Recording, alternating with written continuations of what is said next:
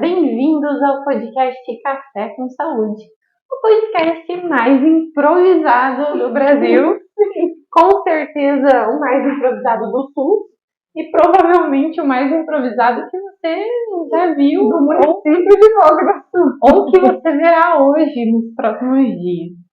Meu nome é Rafaele, eu sou fisioterapeuta. Meu nome é Amanda, eu sou agente comunitário de saúde. Hoje nós vamos conversar um pouquinho sobre o porquê nós resolvemos criar esse podcast, qual é o nosso objetivo com esse trabalho e como que a gente espera estar em contato com você que está nos assistindo. Bom, Amanda, obrigada por aceitar participar conosco. Nada. Tchim, Tchim. Primeiro dia, primeiro podcast. Primeiro pod. Aqui está a plaquinha dos nossos patrocinadores. Aqui. Pode estar seu nome, quem sabe, se você quiser. Sabe que o dia quiser patrocinar. Sim. Sinta-se sim à vontade, né, para patrocinar. Bom, Amanda, então igual a gente conversou, a ideia desse podcast é a gente ter um contato com os cuidadores dos nossos pacientes que estão acamados, que estão domiciliados. E tudo começou lá quando a gente tentou fazer, eu acho que você participou de algum momento, nós da equipe Multi tentamos fazer um encontro ali com os cuidadores do distrito, e a gente comprou café da manhã, e a gente convidou todo mundo, mandou mensagem, e aí não apareceu ninguém. Pois é, menina. A nossa história começa lá em 2020? 2020, mas a gente vai chegar lá. E aí a gente pensou em fazer podcast porque a gente viu que era difícil para o cuidador sair de casa. Para vir falar com a gente ali na unidade de saúde, né? Porque é mais fácil de ter esse contato direto com o cuidador, né? Também quem que vai ficar com o paciente, né? Exatamente. Ele sair para ver. Fica difícil, a gente entende. E o cuidador, ele pode ser tanto uma pessoa contratada para cuidar desse acamado, desse idoso, quanto um familiar, um amigo, uma pessoa responsável de manter esses cuidados dessa pessoa, né? E aí você já foi cuidadora também, né? Sim. E você viu que era difícil conciliar, assim, a sua rotina, o seu dia. E às vezes falta tempo pra gente que tá cuidando também, né? Amanda, conta um pouquinho sobre como a gente se conheceu. Foi bem caótico. Só um pouco. Nem foi tão caótico assim. A minha avó sofreu um AVC em 2020. E 2020 era pandemia, então você já imagina o caos que estava o SUS, né? E foi bem difícil, eu estava voltando de férias nessa época, eu tinha que ficar com ela plantões das 7 da noite às 7 horas da manhã no UPA, aguardando vaga para o municipal. Demorou muito? Demorou uns 10 dias. 10 dias? Por aí. Para ir para o municipal? Para ir para o municipal. E no municipal foi quanto tempo? Ficou acho que mais ou menos uns 10 dias também. Só que aí foi outra pessoa que ficou revezando junto com o meu tio lá no hospital para ficar com ela, né? Então, nossa, foi bem complicado. Ela já tinha feito uma cirurgia no braço, que ela tinha caído e machucado o pulso, né? Ela fez uma cirurgia ortopédica uma semana antes dela ter o AVC. Então, o braço, ela perdeu o movimento na hora ali. Aí depois ela perdeu o movimento da perna, ou seja, o lado esquerdo do corpo ela perdeu o movimento. Quantos anos a sua avó tinha? A Matilde. A minha avó tinha 71 anos. É jovem, né? É jovem. Então ela era uma pessoa muito ativa mesmo. E aí ela perdeu o movimento do corpo, logo ela perdeu o reflexo da mastigação, ela se afogava com líquido, ela tinha que tomar água com espessante, era bem difícil. Aí, depois de todo o processo lá do hospital, ela voltou para casa, né? E foi aí que a luta começou forte mesmo, porque a gente precisava de um acompanhamento da equipe multi e a gente não teve, assim, logo de cara, sabe?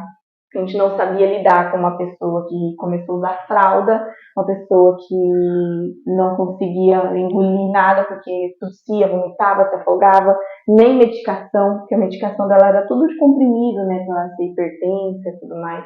E aí ela não conseguia engolir porque ela não tinha esse reflexo, foi muito complicado.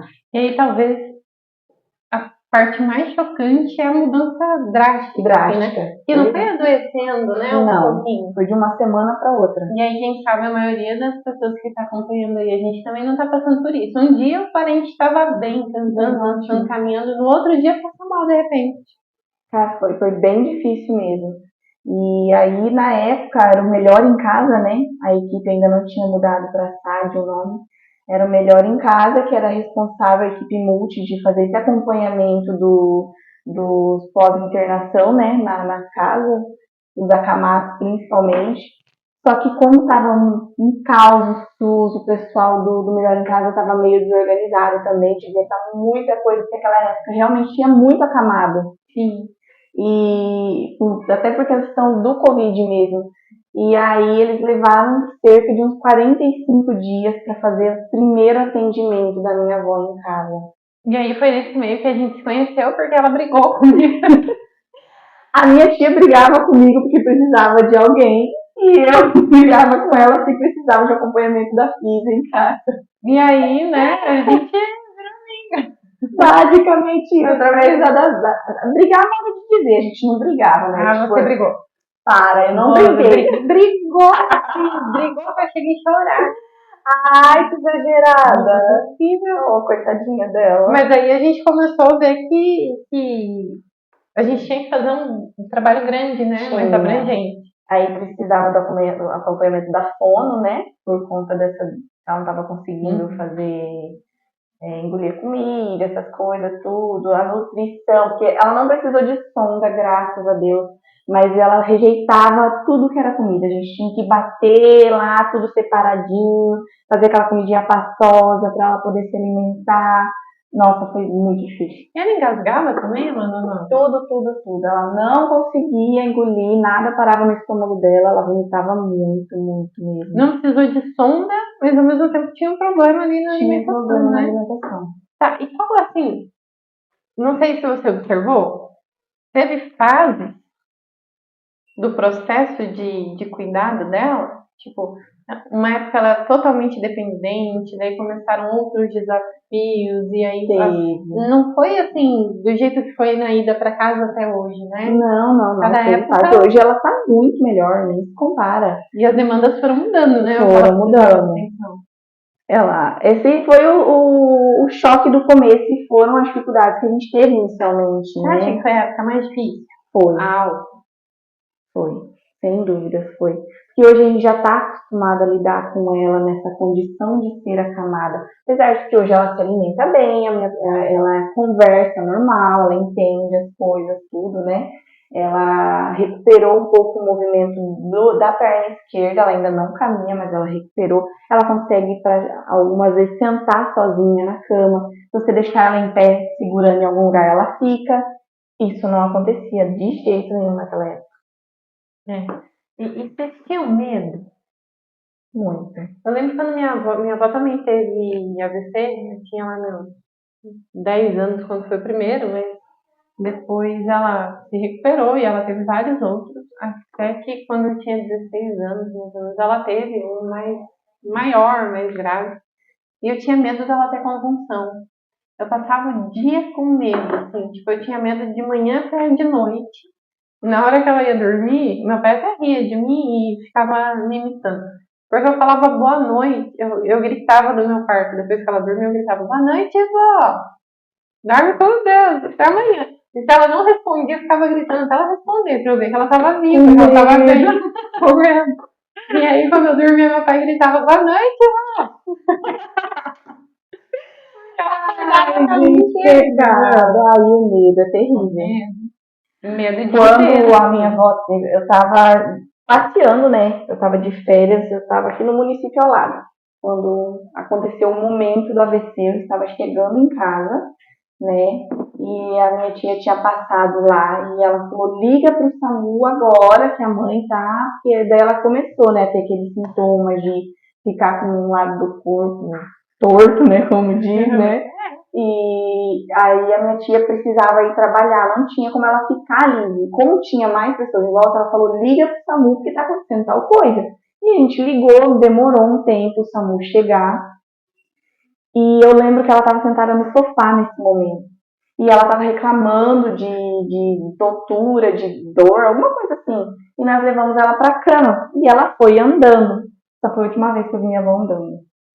Porque depois que ela foi para a cama, ela não voltou andando mais. A gente tentou levar ela de volta pro sofá, ela já estava arrastando a perna.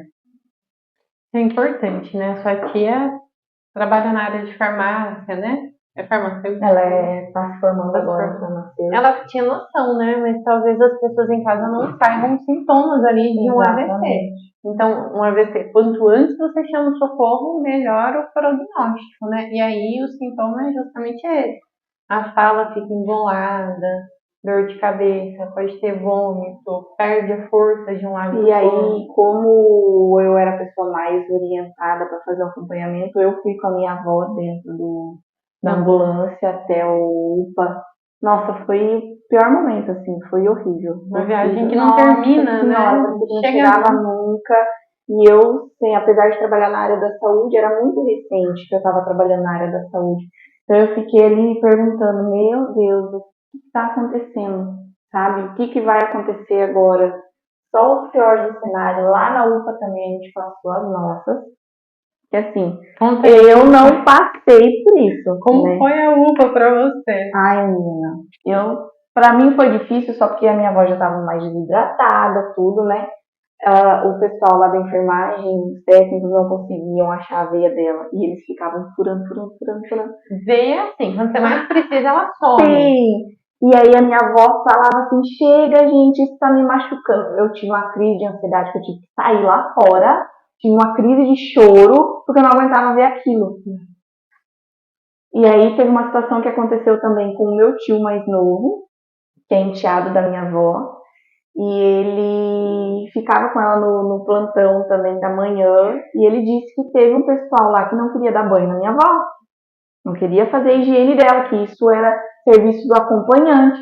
Aí eu falei, não é não. Consegui o contato do pessoal da administração do UPA, reclamei, né? E daí ele falou que ia conversar com o pessoal lá e graças a Deus isso não aconteceu mais. Só que tipo, a gente já estava exausto, cansado, lidando com uma situação difícil e não estava tendo suporte neste dia específico da equipe de enfermagem, de técnicos. Então foi bem complicado. É difícil, né? E aí, no meio disso tinha Covid. Tinha Covid rolando, solto. A UPA cheia de Covid. Cheia de Covid. Meu pai. E o medo da tua avó pegar Covid? Nossa, medo de tudo, né? É. Você não pegou, né? Graças a Deus, não. Nunca? Não naquela época ali, não. Mas depois pegou. pra frente. Quando eu passei por você. Não foi nessa época, amiga. Olha o seu microfone, vê se tá precisando de mim. Tá gravando. Não tá gravando. Ia ter que começar tudo de novo, né? Não vai precisar. E aí depois foi pro hospital.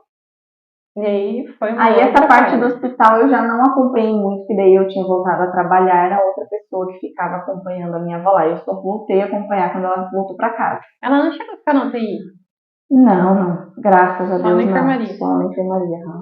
Aí ela foi pra casa depois de uns dias, que ela teve que fazer os exames, tudo, né, certinho. Fazer o acompanhamento do neuro, né? Uhum. Aí, daí, quando ela foi pra casa, que eu voltei eu acompanhar ela. Aí, assim, mora na casa da frente meu avô e meu tio mais novo e a minha avó. E eu moro numa kitnet nos fundos. Então, era só eu e esse tio mais novo. Meu avô, ele tinha que trabalhar. Aí, a minha tia mais velha saiu do serviço dela pra cuidar da minha avó. Aí ficava muito complicado para ela ter que vir da casa dela todo dia. Aí foi onde ela levou a minha avó para cuidar na casa dela. Aí essa parte eu fiquei mais ausente, né? Mas aí a minha tia ela sempre estava dizendo o que estava acontecendo. Às vezes eu e a Rafaela ia lá. Fica lá na chacrazinha, perto do Carimão, né? Eu ia. A ruazinha estreita, eu ia dirigindo. Aí a minha família se organizou, a minha mãe lá, que mora em Santa Catarina, para pagar o fisioterapeuta particular, porque a Rafaela é a fisioterapeuta do distrito, e naquela época tinha muito acamado, não era só idoso, era acamado, pessoas jovens, pós-Covid, então tinha muito oxigênio, muito lembra? oxigênio. Que daí a Amanda começou a ir comigo fazer as visitas de físio, porque a gente começou a atender todo mundo, né? Já que o SAD não estava dando conta de todo mundo, a gente começou a atender também. Exatamente. E era muita gente com oxigênio, que precisava de acompanhamento, que até conseguiu tirar o oxigênio, né? Não sei se você lembra daquele que a gente foi na frente do pé de boldo. Sim, lembro, aquele senhor que ele tinha tratado as escaras, tudo certinho. E aí ele precisava reabilitar o pulmão e deu super certo também. Teve aquele outro lá que a mulher dele estava grávida. Também, nossa, é verdade. Gente, que rolê esse dia. Deixa pra outro dia. Foi emocionante. Muito emocionante. Mas a gente começou a acompanhar mais os acamados, porque realmente o pessoal do E a Dona Horaida? A Dona Horaida é maravilhosa. Gente, eu sou beijo pra Dona Horaida. Beijo, Dona Horaida. A sua filha vai ver isso. Ela tava com sonda. Ela queria comer farofa. E ela queria comer churrasco. Não era farofa? Também. Mas ela queria comer churrasco, ela tava louca pra comer churrasco e ela só podia se alimentar pela sonda, coitada. Não deu hora de tirar aquela sonda. Ele tinha que falar, não come churrasco agora. Mas depois ela comeu, né? Sim, foi a alegria dela esse churrasco. Foi muito legal, a gente ficou muito feliz. Mas faltou a gente ser convidada para o churrasco aí. Fica a dica, ainda dá tempo. Estamos aqui disponíveis. Lembramos ainda dessa história de que é o churrasco. Mas era muito bom, né? São tantas histórias. Verdade. A gente via a evolução dos pacientes, né? O mais legal é que a gente da atenção primária, a gente tem uma diretriz, né, que é a longitudinalidade do cuidado. Exatamente. Que quer dizer que a gente vai acompanhar a pessoa por toda a vida enquanto a pessoa estiver morando ali no território da UBS. E aí a gente consegue ver a evolução, né?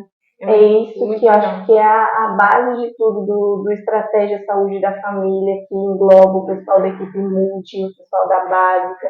É isso que é legal, a gente realmente consegue acompanhar essa evolução. E você, como agente comunitária, mais de perto ainda. Mais de perto ainda, literalmente dentro da casa da pessoa. Dentro da casa da pessoa, é muito legal, né? Muito bom. A gente consegue vários. Fico muito feliz quando eu vejo a recuperação do paciente. E é importante ter esse vínculo, gente. Se você não tem o vínculo lá com o BS, vai na sua BS. Atualiza seu cadastro. Um dos grandes problemas hoje da fila da psicologia é que a psicóloga liga, mas não dá certo o telefone, trocou o número ou perdeu e não foi na UBS atualizar o telefone. É importante estar atualizando o cadastro. Sempre. Porque assim, por mais que o ACS passe na sua casa, o sistema que é usado nessas filas de psicologia, é um cadastro, e o cadastro que o ACS faz é outro. Então, por mais que o ACS atualize o cadastro dele, aquele cadastro lá que está na fila está desatualizado ainda. A pessoa tem que ir na UBS, nem seja para atualizar o cadastro, mesmo que ela não vá fazer uma consulta ou coisa do tipo. E aí, quando você vai fazer a visita domiciliar e você vê, tipo, numa situação parecida com a da sua avó, você identifica ali as maiores dificuldades, as maiores demandas. Eu acho que é mais fácil para você, como ACS, ver isso do que para uma visita do médico, da enfermagem, né? É mais fácil para mim, tanto por ser ACS quanto por já ter tido essa experiência. Isso é um diferencial, né? Um diferencial, porque aí eu consigo identificar coisas que talvez outra pessoa que não tem essa experiência, não passou por isso, não conseguiria ver. Eu consigo ver os pontos mais fracos do que essa pessoa vai precisar. Inclusive, já passei por isso, de dar orientação de um familiar, de um acamado, a respeito de coisas que eu passei com minha avó. Eu não aprendi como ACS, eu aprendi como usuário, como cuidadora. Era a próxima pergunta que eu ia te fazer. Quais, assim, os tópicos mais importantes que você diria para quem está hoje com um paciente que acabou de sair do hospital, uma avó, uma mãe, um irmão, um tio, e trouxe ele para cuidar agora em casa? O que você diria da tua experiência, tanto enquanto cuidadora, quanto como ACS? Olha, eu digo assim, o SUS, ele é complicado pela questão da demanda, pela demora do atendimento, pelas filas longas. Só que vai ser, para uma pessoa que não tem condições de fazer tudo no particular, ele vai ser seu melhor amigo. Então, assim, o primeiro tópico é você manter contato com a sua UBS, com o UBS de referência daquele acamado, não sei se você está na casa dele ou ele está na sua, enfim. Você tem que ter um vínculo com aquela UBS, você tem que ter contato com o agente de saúde, você tem que ter contato com o auxiliar de enfermagem, você tem que ter um contato com o médico, que é eles que vão te ajudar nisso. Você não vai passar por isso sozinho. Ainda que esteja no SAD, esse contato é importante, exatamente. Né? É importante. Porque o SAD ele faz ali os primeiros atendimentos só. Aí a continuidade disso vai ser com o UBS. Então você tem que ter esse vínculo, porque o SAD ele vem mais como, olha, assim você tem que fazer, tal, tchau, é isso. E vai embora. Os acompanhamentos seguintes vai ser com o UBS. Então você tem que ter esse vínculo. Ah, mas eu não tenho costume de ir no posto. Vai ter que ter. Não por você, mas pela pessoa que você está cuidando. Entendeu? Ah, mas eu sou um cuidador contratado. Alguém da família vai ter que ter esse acompanhamento. Se não for você, alguém da família vai ter que ter esse acompanhamento junto com você para cuidar desse acamado, desse domiciliado, que às vezes a pessoa não é acamada. Ele só é aquele idoso muito fraquinho que não aguenta ficar andando na rua, que anda dentro de casa, mas não sai de casa, que seria o domiciliado. Sim. Então, e mesmo se o atendimento em algum momento foi particular ou tem um convênio, tem gente que fica internada lá no Costa, Unimed, né? Sim. É importante também que a unidade de saúde saiba que esse paciente existe. Exatamente. E que precisa de cuidado. Exatamente, porque nem tudo você vai fazer pelo particular. Por mais que você tenha um plano, um convênio, algumas coisas você vá fazer no particular, nem tudo vai fazer no particular. Tipo dieta para quem tem sonda, o oxigênio, vacina, né? Porque o acamado domiciliado continua tomando vacina, tá? Só para ficar bem claro que não é porque está naquela condição que não vai tomar vacina mais. Se a pessoa não estiver doente no momento da vacinação, pode tomar sim e deve fazer a vacinação. Então, a pessoa já está numa condição difícil. Se não tomar a vacinação, importante que a gente está na época da vacina da gripe, né? Exatamente. Então aí quem é acamado domiciliado, aí que vai para casa. Essa semana agora que passou, eu já fui atrás dos meus idosos. Até os que não são domiciliados e acamados, eu peguei auxiliar de enfermagem, peguei um colega meu, peguei o carro do posto e a gente foi lá. Todo mundo. A Amanda tá pegando geral, né? Até parece.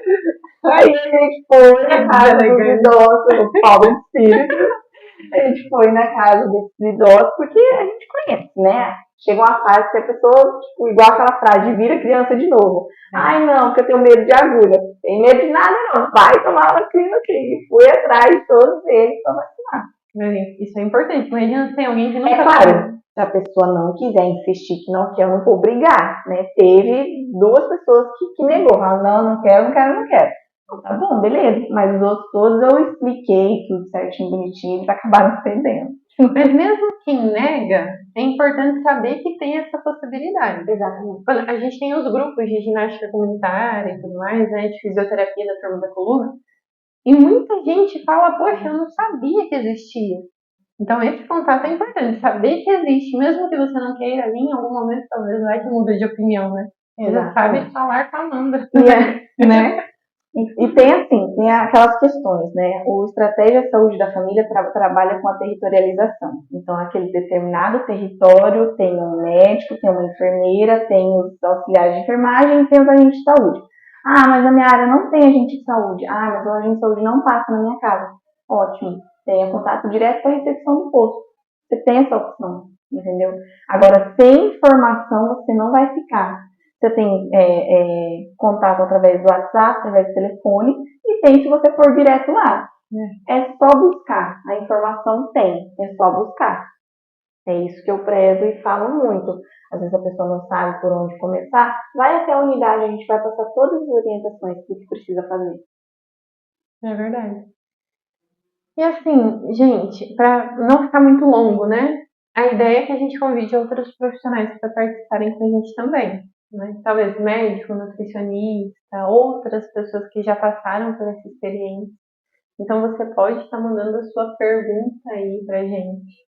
Tanto como comentário desse podcast, Né? né? Quanto no e-mail ali da fisioterapia, que é fisioterapiadistritosul@gmail.com, ou direto pela sua unidade de saúde, né? Você pode chegar ali e falar com a gerência da sua unidade de saúde e deixar sua dúvida, a sua pergunta e o que você gostaria que a gente conversasse no podcast também. Quem que você acha importante a gente chamar, Amanda?